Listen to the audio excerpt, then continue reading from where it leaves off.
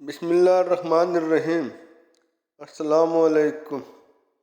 حضرت سمرہ بن جندب رضی اللہ تعالی عنہ کہتے ہیں رسول اللہ صلی اللہ علیہ وآلہ وسلم نے فرمایا کہ خطبہ کے وقت حاضر ہو جاؤ اور امام سے قریب رہو، اس لیے کہ آدمی جس قدر نیکوں سے دور رہتا ہے اس قدر جنت میں پیچھے رہتا ہے، اگرچہ وہ جنت میں داخل ضرور ہوتا ہے۔ حضرت عبداللہ بن سلام رضی اللہ تعالیٰ عنہ کہتے ہیں رسول اللہ صلی اللہ علیہ وآلہ وسلم نے فرمایا کہ تم لوگوں میں سے اگر کوئی جمعہ کی نماز کے لیے علاوہ کاروباری یا محنت مزدوری کے لباس کے 2 کپڑے اور بنا لے تو کوئی حرج نہیں۔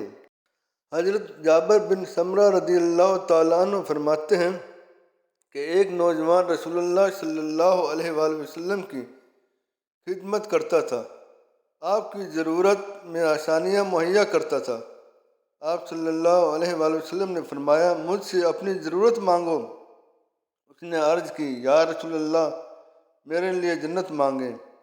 آپ نے اپنا سر انور اٹھایا، اس کے بعد سانس لیا۔ آپ نے فرمایا ٹھیک ہے، لیکن تم کثرت سجدہ کے ساتھ میری مدد کرو۔ حضرت جابر بن سمرہ رضی اللہ تعالیٰ عنہ فرماتے ہیں کہ حضور صلی اللہ علیہ وآلہ وسلم نے فرمایا جس کے 3 بچے فوت ہو گئے، اس نے ان پر صبر کیا اور ثواب حاصل کیا تو اس کے لیے جنت واجب ہو گئی۔ حضرت ام ایمن رضی اللہ تعالیٰ عنہ نے عرض کی اگر 2 فوت ہو جائیں تو آپ صلی اللہ علیہ وآلہ وسلم نے فرمایا جس کے 2 فوت ہوئے اس نے ان پر صبر کیا اور ثواب حاصل کیا تو اس کے لیے جنت واجب ہو گئی۔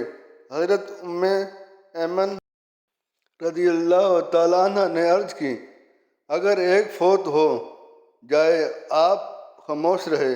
آپ نے فرمایا میں نے ام ایمن کو سن لیا، جس کا ایک بچہ فوت ہو گیا اس نے صبر کیا اور ثواب حاصل کیا، اس کے لیے جنت واجب ہو گئی۔